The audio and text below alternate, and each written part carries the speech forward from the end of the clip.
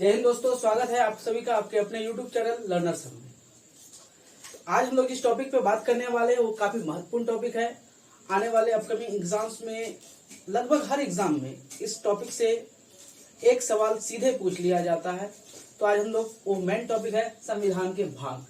तो हम लोग आज डिस्कस करेंगे संविधान के भाग के बारे में। यूं कहे तो संविधान में टोटल मूल संविधान में 22 भाग थे और अब संशोधन होकर कुल मिलाकर 25 भाग हो चुके हैं। हमारे संविधान में टोटल 395 आर्टिकल हैं मूल संविधान में और 8 अनुसूचियां हैं। तो हम लोग एक एक करके डिस्कस करेंगे। सबसे पहले संविधान के भाग के बारे में डिस्कस करते हैं कि भारत के संविधान में जो भाग हैं वो कौन कौन से भाग में कौन कौन सी चीजें आती हैं।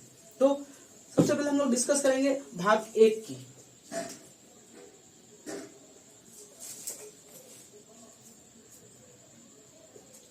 भाग 1 में जो चीजें आती है वो है संघ और उसका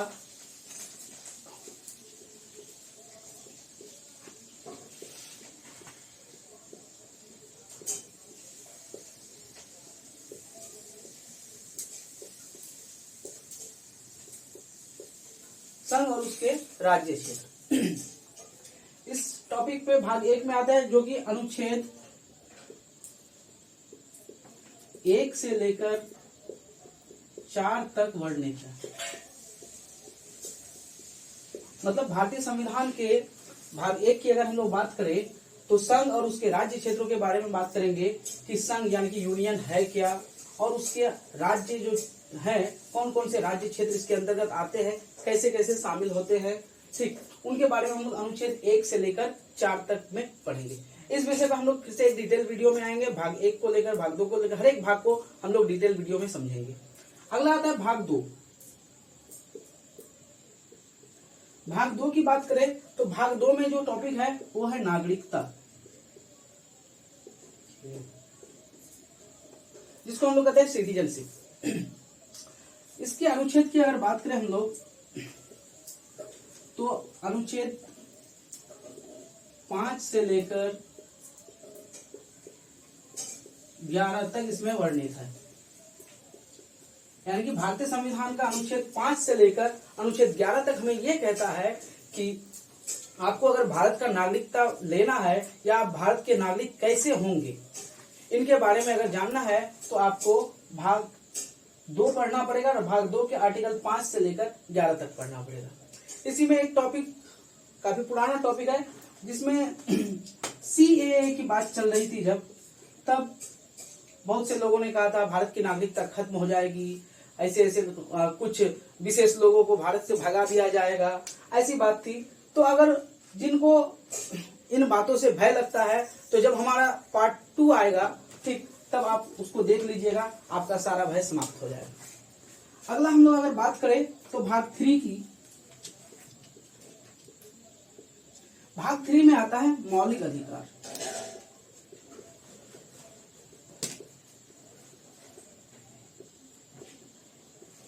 जो कि अनुच्छेद 12 से लेकर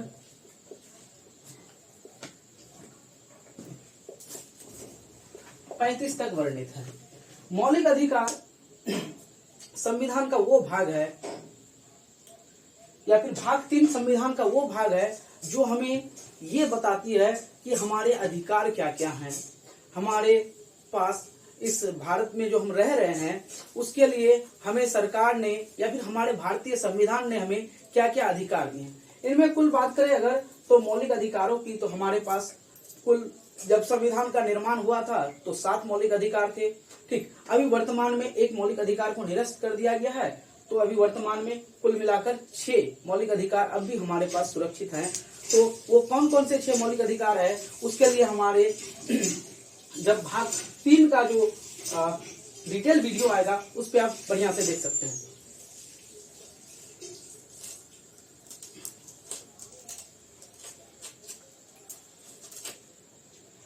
अगला अगर भाग की बात करें तो भाग 4। भाग 4 में अगर हम बात करें तो भाग 4 जो है राज्य के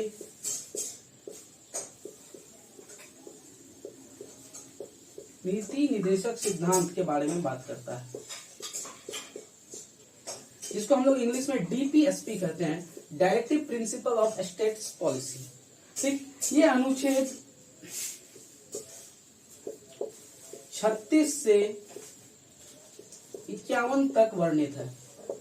भारत के संविधान का भाग 4 राज्य और उसके नीति निर्देशक सिद्धांतों के बारे में बात करता है, जो कि अनुच्छेद 36 से लेकर 51 तक वर्णित है। अगला जो भाग है वो भाग 4 का है, संविधान में वर्णित है, और इसमें है हम लोग पढ़ते हैं मौलिक कर्तव्यों के बारे में, जिसको इंग्लिश में हम लोग कहते हैं फंडामेंटल ड्यूटीज। अगर हमारे संविधान ने हमें मौलिक अधिकार दिए हैं, तो हमारे देश के हर एक नागरिक को हम सब की भी ये जिम्मेदारी बनती है कि उन अधिकारों को लेने से पहले हम मौलिक कर्तव्यों पर भी एक बार जरूर बात करें। ठीक, क्योंकि अगर बिना कर्तव्य के अधिकार लेना हमें गवारा नहीं होना चाहिए। तो हमारे देश के प्रति क्या क्या हमारे मौलिक कर्तव्य है, उन सभी को वर्णित किया गया भाग 4 के क में। ठीक, और ये क शब्द जैसे ही आया, यहाँ समझ जाना है आपको कि यहाँ पे संशोधन करके ही इस वर्ड को, इस भाग को डाला गया होगा संविधान में। तो इसमें अनुच्छेद 1 ही आता है, अनुच्छेद 51 का क। ये भी अनुच्छेद क है इसमें लगा हुआ, मतलब ये भी संशोधित किया गया है। तो ये संशोधन फिर हुआ कब? तो ये संशोधन हुआ 1976 में, 1976 42वां संविधान संशोधन।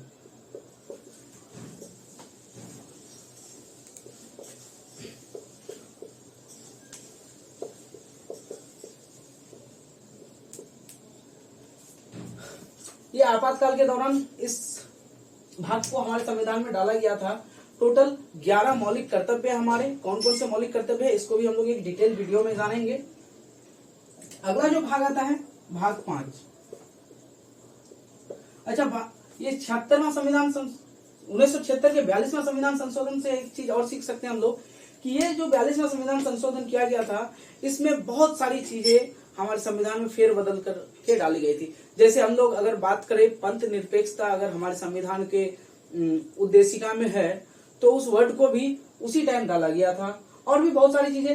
तो इस संविधान संशोधन को हम लोग एक तरह से इसको कहा जाता है कि एक मिनी कॉन्स्टिट्यूशन है, एक मिनी संविधान है भारत का। अगला है भाग 5। भाग 5 में हम लोग बात करेंगे संघ के बारे में। संघ कहने का अर्थ है यूनियन, जिसको सेंट्रल गवर्नमेंट भी कहते हैं संघ, या फिर इसको हम लोग केंद्र भी कह सकते हैं। केंद्र के अंतर्गत आने वाली विधायिका,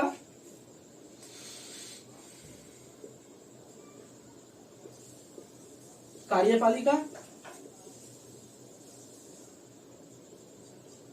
और तीसरा है न्यायपालिका। इन तीनों चीज पे हम लोग डिस्कस करेंगे, और इसमें संविधान के आर्टिकल 52 से लेकर 151 तक वर्णित है। मतलब यूं कहा जा सकता है कि संविधान का ये सबसे बड़ा भाग है। अगर क्वेश्चन कर दे कि संविधान का सबसे बड़ा भाग कौन सा है, तो भाग 5 है। ठीक, जिसमें हम लोग संघ और उसके कार्यपालिका, विधायिका और न्यायपालिका के बारे में बात करेंगे हम लोग। अगले भाग की अगर बात की जाए तो अगला भाग है भाग 6।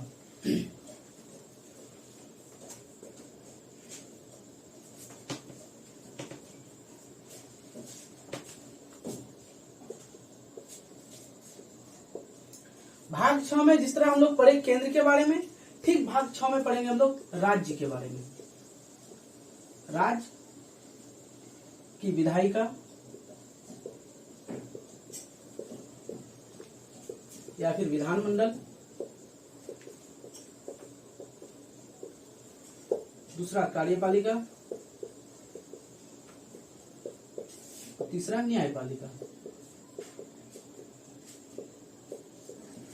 अनुच्छेदों की अगर बात की जाए तो अनुच्छेद 152 से लेकर 237 तक इसमें वर्णित है। भाग 7 में बी समूह के जो राज्य थे, ग्रुप बी के जो राज्य हैं, उन राज्यों को निरस्त कर दिया गया। अर्थात भाग 7 अब हमारे संविधान का भाग नहीं रहा, इसे निरस्त कर दिया गया। क्योंकि हम लोग जानते हैं कि राज्य पुनर्गठन आयोग आया, राज्य पुनर्गठन आयोग 1953 में आया, ठीक। और राज्य पुनर्गठन अधिनियम 1956 के तहत भाषाई आधार पर कई राज्यों का गठन किया गया था, जिनमें से पहला राज्य था आंध्र प्रदेश। तो इसी के आधार पर जो ग्रुप बी के जो राज्य थे उन्हें अब इस ग्रुप से हटा दिया गया। और यह संशोधन भी कब हुआ, जो भाग 7 को कब हटाया गया, तो कब हटाया गया इस पे अगर हम लोग बात करें तो 1956 में हटाया गया। कौन से संविधान संशोधन के द्वारा हटाया गया, तो संविधान संशोधन कौन सा था, तो संविधान के 7वें संशोधन द्वारा, संविधान के 7वें संशोधन द्वारा भाग 7 को संविधान से हटा दिया गया।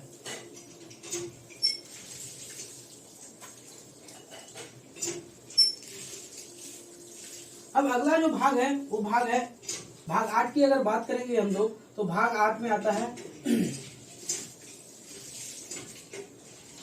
संघ क्षेत्र, या फिर इसको हम लोग यूटी भी कहते हैं, यूनियन टेरिटरीज आते हैं, ठीक। इसके अंतर्गत जो आर्टिकल आता है आर्टिकल 239 से लेकर 242 तक बात किया गया है। इसमें 239 से लेकर 242 तक। अगला जो भाग है भाग 9, भाग 9 पे बात करेंगे हम लोग तो पंचायत की बात करेंगे कि पंचायत का गठन कैसे होगा, कहां से होगा, कब हुआ पंचायत का गठन पहली बार, इस पे हम लोग बात करेंगे। और इस पे आर्टिकल 243 अनुच्छेद 243 से लेकर अनुच्छेद 243 जी तक बात करते हैं हम लोग सॉरी अनुच्छेद 243 जी नहीं, अनुच्छेद 243 ओ तक हम लोग इस पे बात करेंगे। इसको 2430 नहीं समझना हमें, अनुच्छेद 243 ओ है, यानी कि अनुच्छेद 243 होगा, 243 ए, 243 बी, 243 सी, डी, ई, एफ, जी, एच, चलते चलते हम लोग ओ तक पहुंचेंगे। भाग की अगर बात की जाए तो भाग 9 क है, नगर पालिका इसके अंतर्गत जोड़ा गया है। और इसमें है आर्टिकल 243 पी से लेकर 243 जेड जी तक, अर्थात कहने का पी से लेकर जेड तक पहले पहुंचेंगे, फिर Z A, Z B, Z C, Z D, Z E, Z F, Z G तक पहुंचेंगे हम लोग, ठीक। अगला भाग है भाग 9 ख, और इसमें आते हैं सहकारी समितियों को जोड़ा गया है। इसमें अनुच्छेद 243 जेड एच से लेकर 243 जेड टी तक आता है। अगला जो भाग है भाग 10, जिसमें अनुसूचित और जनजातीय क्षेत्र शामिल हैं, जिसमें अनुच्छेद 243 से लेकर 244 से लेकर 244 ए तक है, ठीक। संविधान का अगला भाग है भाग 11। भाग 11 में राज्य और संघ और राज्य के बीच में जो संबंध है वो किस तरह का होगा। जैसे कि बहुत सारा ट्रेड वगैरह होता है, तो राज्यों के बीच में क्या लेन देन होता है उसके बारे में हम लोग इस भाग में डिटेल से पढ़ेंगे, ठीक। दो राज्यों के बीच में या फिर दो सेंटर और स्टेट के बीच में क्या रिलेशन है उसके बारे में पढ़ेंगे। तो अनुच्छेद 245 से लेकर 263 तक इन सभी बातों के लिए वर्णित है। अगले भाग की अगर बात की जाए तो भाग 12 में वित्त, संपत्ति इत्यादि उपबंध के बारे में चर्चा किया गया है, जिनमें से अनुच्छेद 264 से लेकर 300 ए तक वर्णित है। अब यह 300 ए थोड़ा सा समझ लीजिए आप लोग। 300 ए संपत्ति का अधिकार है, और यह संपत्ति का अधिकार जो था पहले मौलिक अधिकार के अंतर्गत आता था, बाद में इसे हटा करके भाग 12 में डाल दिया गया और अनुच्छेद 300 ए के अंतर्गत शामिल कर दिया गया। अगला भाग है भाग 13, व्यापार वाणिज्य, यानी कि ट्रेड एंड कॉमर्स। कैसे कैसे व्यापार वाणिज्य होगा, इंटरनेशनल रिलेशंस कैसे होंगे व्यापार में, या फिर जो एक राज्य का दूसरे राज्य के साथ व्यापार वाणिज्य किस तरह से होगा, अनुच्छेद 301 से लेकर 307 तक वर्णित है। अगला भाग है भाग 14, संघ राज्य के अधीन सेवाएं। संघ और राज्य के बीच में किस तरह की सेवाएं प्रदान की जाती है। जैसे मान के चलिए कि शिक्षा एक सेवा है, शिक्षा में जो है राज्य सरकार की भी भागीदारी होती है, संघ सरकार की भी भागीदारी होती है। कुछ हिस्सा राज्य सरकार देते हैं, कुछ हिस्सा संघ सरकार देते हैं, और उसके बाद फिर हम लोग इसको बूस्टअप करते हैं आगे के लिए। अगला भाग है भाग 14A। फिर यहाँ ए आया, इसका अर्थ है कि यह संविधान संशोधन के द्वारा ही जोड़ा गया होगा। और ये कौन सा संविधान संशोधन था? फिर वही पिछले भाग में हम लोग ने देखा कि संविधान का जो संविधान संशोधन 42वां संविधान संशोधन जोड़ा गया ये, और कब जोड़ा गया? 1976 में। 42वां संविधान संशोधन 1976 में, जिसे हम लोग मिनी संविधान भी कहते हैं। इसके अंतर्गत आर्टिकल 323A से लेकर 323B तक वर्णित है। अगला भाग है भाग 15, जिसमें आता है चुनाव। चुनाव के बारे में हम लोग बात करते हैं कि चुनाव कैसे हो, क्या हो, चुनाव आयुक्त कौन बनेगा, चुनाव आयोग क्या क्या काम करेगा और उनका क्या क्या योगदान रहता है भारत में आम चुनावों में। तो अनुच्छेद 324 से लेकर 329A तक वर्णित है। अगला जो भाग है वो है भाग 16।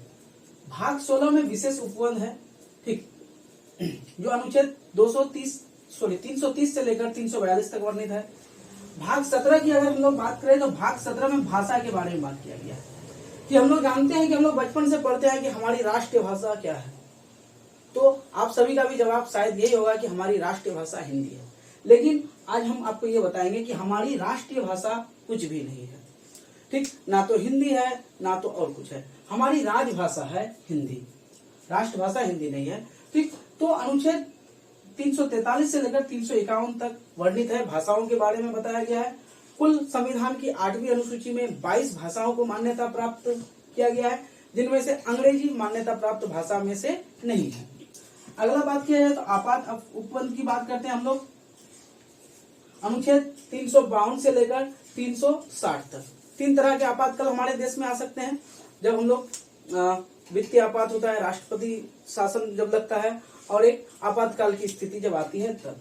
फिर अगला भाग है मिसलेनियस, विविध को इसमें डाला गया है, ठीक, जो अनुच्छेद 361 से लेकर 367 तक वर्णित है। तो इसी क्रम में अगर हम लोग बात करें अगले भाग की, तो अगला भाग है भाग 20, जिसमें संविधान संशोधन के बारे में बात किया गया है। अगर ये भाग संविधान में नहीं होता तो आज हमारा संविधान जिस तरह का हमें नजर आ रहा है उस तरह का संविधान हम लोगों के पास नहीं होता। समय के साथ चूंकि संविधान जो बनाने वाले संविधान निर्माताओं को ये ज्ञान था कि समय के साथ हर चीज में परिवर्तन होना जरूरी है, चाहे वो हम हो या आप हो। समय के साथ अगर हम परिवर्तित ना हो तो समय हमें परिवर्तित कर देता है। इस चीज को ध्यान में रखते हुए संविधान निर्माताओं ने एक अलग से भाग बनाया, भाग 20, जिसमें संविधान संशोधन की बात की गई, और संविधान संशोधन अनुच्छेद 368 के तहत होता है। अगला भाग है भाग 21, अस्थायी संक्रमणकालीन और विशेष उपबंध। जैसे कि मान लीजिए कोई अचानक से कोई बीमारी फैल गया या फिर कोई भी चीज अस्थायी रूप से चल रहा है, तो उसके लिए एक विशेष उपबंध किया गया है संविधान में, जो कि संविधान के अनुच्छेद 369 से लेकर 392 तक वर्णित है। और अंतिम भाग 22 है, जिसमें संक्षिप्त नाम, प्रारंभ आदि के बारे में जिक्र किया गया है, जो कि अनुच्छेद 393 से लेकर 395 तक वर्णित है। आई होप हमारा ये सेशन आपको अच्छा लगा होगा, ठीक। तो आप इसी तरह से हमें प्यार देते रहिए, हमारे वीडियोस को लाइक कीजिए, शेयर कीजिए और चैनल को सब्सक्राइब करना ना भूले, साथ ही बेल आइकन को दबाना ना भूले, ताकि हमारे अगले वीडियो का नोटिफिकेशन आप तक पहुंचे। धन्यवाद।